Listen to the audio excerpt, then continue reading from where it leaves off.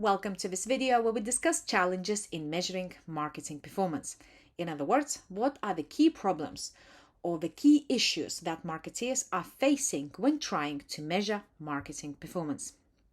Understanding the problems is an essential step in getting better at measuring marketing performance. There are two key areas of challenges in measuring marketing performance.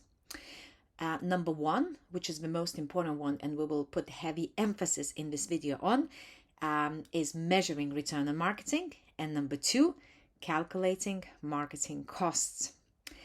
Why these are the two areas that are important? Because if you look any return on marketing investment formula you take, sometimes it's called marketing return on investment or simply return on investment, but with a focus on marketing, you will see that it will on the top of the formula, it will have incremental value produced by a campaign minus marketing cost divided by marketing cost. So in order to calculate return on marketing investment, you do need to have both figures, return and costs. Okay, so when we talk about measuring marketing performance challenges, we address both issues. But as I said, there really is a lot more to talk about when it comes to return. Here is the summary of the key challenges in measuring return on marketing. This is based on revision of a large number of research papers, white papers, any other sources of information, and also practical experience and working with a bank where we were creating an optimization model. Okay, so here I list 10 things. And number one reason is separating the impact of multiple channels, which is attribution challenge. We now use so many different marketing activities, too many. And if you think about how many marketing activities there are to choose from, hundreds, okay? When I worked with a bank and we were trying to optimize marketing program, we counted they had 67 different marketing activities that they used to address the small and medium sized enterprises. So how do you separate the impact of all those different activities, in particular when you use so many at the same time pretty much? Think about Coca-Cola. How do they even do it? You can't escape a day without Coca-Cola. Their ads are just about everywhere. TV, radio, press, Coca-Cola truck on Christmas, YouTube, banners, sponsorship, and so forth. So how do you separate the impact of multiple channels? That's a real challenge. Another one, integrating data from different sources. So there can be different digital marketing platforms, or perhaps the most difficult point would be integrating data from digital sources and traditional sources. So imagine you have data on how many people saw a particular poster on a roundabout, TV advertising, and then you have digital data where usually you would have like more precise measurable data. How do you integrate them? Number three, difficulties in defining marketing activities in a quantitative manner. So assigning that number or a figure. For example, how would you measure advertising on TV? Would you look at the number of ads viewed per person? Or maybe you would look at the overall length, the number of seconds that people focused on viewing that particular ad, or over how many days they saw it, and so forth. How do you express intangibles such as brand equity, which can only be estimated at best? And if you can't quantify marketing activities, how you are going to optimize? Because any optimization, any kind of mathematical statistical model, if you like, likes the numbers, right? You can't just enter text.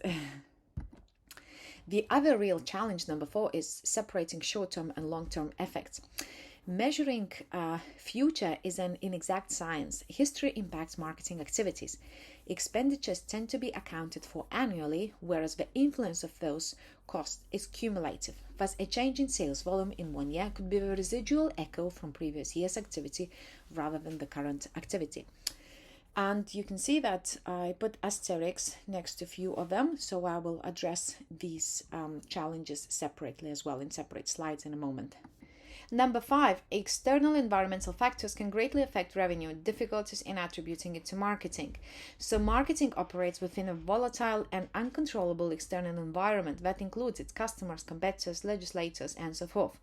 So measurable effects on company performance, both positive and negative, can be experienced that are not directly attributable to the company's own marketing activities. Say you are selling an ice cream and you might have sold more ice cream not thanks to any of the marketing activities you had, but simply because it was a hotter day and more people wanted to buy your ice cream.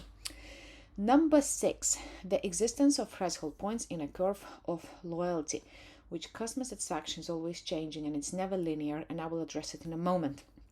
Number 7, complexity in measuring synergy of marketing activities. So when you combine particular marketing activities, their total sum would be greater than if you were to use them separately, and I will address this in a moment. Number 8, other factors of poor management rather than poor marketing.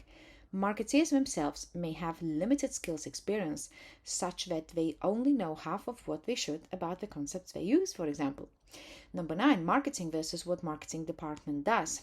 There is corporate confusion between marketing and what the marketing department does. Agreeing exactly what to measure the effectiveness of is an essential starting point for any assessment process. And finally, marketeers are really overwhelmed with the choice, spoiled with the choice. More than 10 years ago, Lyndon Simkin and Neil Brooks published a paper around marketing activities, and they counted more than 250 different marketing activities to choose from. So these all create challenges in measuring return. How do I know? And when should I measure the return? Before I choose activities? After I have chosen them? Of course, you want to choose the ones that will be most profitable. Okay, so now let's address those 3 key points with asterisks, number 4, 6, and 7. Right, so you can see short and long-term effect challenge, okay? So the time aspect is crucial here. On the left side, let's look here first of all. The return, basically the return is in a square and the cost is in a circle. The return can vary depending on the marketing activity used and its impact. For example, it can be immediate and short-term. Say you're using telemarketing, you rang customers, someone wanted to sign up, it happened all straight away. Or it can have a delayed impact, right? So perhaps you incurred the cost right now, but customers started signing up only later. And also you can have a more delayed and long-term effect. Say you're using advertising to build brand awareness, so it's extremely hard to kind of like get people to immediately buy from the company, but it will have residual effect for the many years to come. So lots of different combinations possible, but you can see you incur costs more or less at the same time, unless you obviously spread the cost over a period of time. So there can be other kind of combinations possible, and the return can happen straight away, a little bit later, or a little bit later and for a little bit longer. On the right side, let's look more at like cost and return. So the same principles apply when the marketing activities are broken down into smaller activities and implemented in different period of time. So for example, you split the cost, say by quarter or by years or by days, weeks, and so forth. And you may get the return straight away. Or you can have a situation like this where you still split the cost, but return happens a little bit later because maybe it's a new company or maybe you're working on building brand awareness. So people need to warm up before they start buying from you. Or you have an impact like this, you are spending money from time to time, but your return only happens like a lot later, okay?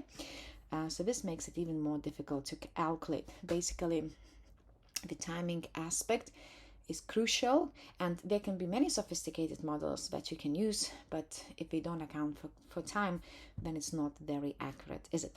Anyway, many more other options would be possible. However, for the purposes of kind of like illustration, I think it's sufficient, and hope you get the idea here. And another challenge would be threshold points. Okay, so a lot of research has begun to question the linear view of the customer satisfaction and loyalty. So you can see satisfaction on the right, loyalty on the left. Yet there is ongoing debate as to the nature of the relationship. The loyalty curve is relatively flat after the first threshold of satisfaction is passed and climbs rapidly after customer satisfaction has passed the second threshold. Why do you think this is the case? Why does it climb rapidly after the second threshold point? Please pause me for a moment and consider listening back again. Well, in the extreme level of satisfaction, delighted customers tend to ignore competing brands in favor of one which has delighted them in the past. And finally, you have a synergy effect. So say if you were to use just advertising on TV, you would sell 100 new smartphones every month.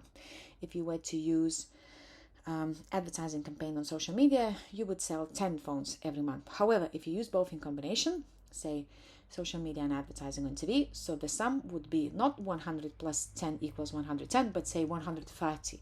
So the idea is that these activities work in synergy and they kind of like help support each other.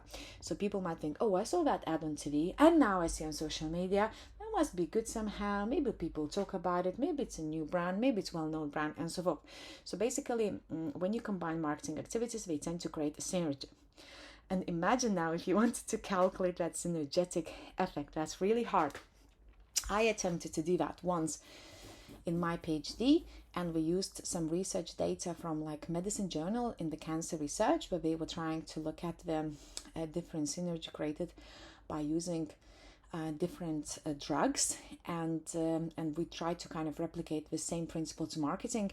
And basically what we found, we were only able to come up with a formula how to measure synergetic effect of when you use just two different marketing activities.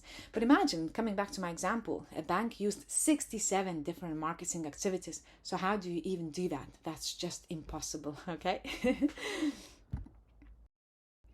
And the final challenge would be in calculating marketing costs, okay? So you need the cost in order to complete your return on marketing effectiveness formula. So challenges in calculating marketing costs. Number one, usually the direct costs of marketing activities are easy to identify. So direct cost, how much money I need to pay for, say, to Sky News for advertising on that channel, or MTV, or like Channel 4, and so forth. Or how much money I need to pay digital marketing agency for executing particular campaigns. So we know these costs. However, brings me to the second point. What is rather difficult is to determine the cost of labor. Say you have the whole marketing department, right? And you have lots of brand managers and performance analytics analysts, marketing directors, and so forth. They put a lot of time in running marketing activities, okay? But they don't really contribute to the direct cost. If you look at the company's profit and loss statements, you will, or just in general financial reporting, you will see that you cannot report salary as a direct marketing cost. However, it's not to say that companies can't include that into calculating marketing cost. In fact, one of the research pointed that around half of the companies around the world, they would include indirect marketing costs such as labor cost into calculating overall marketing cost. However, what they report on financial statements might be very different.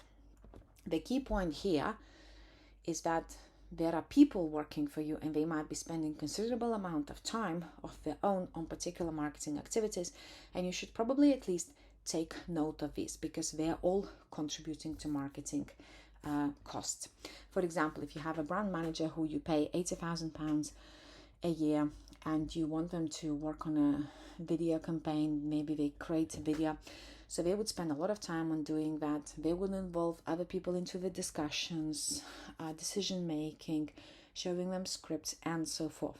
So you should really kind of, to some extent, account for those indirect costs.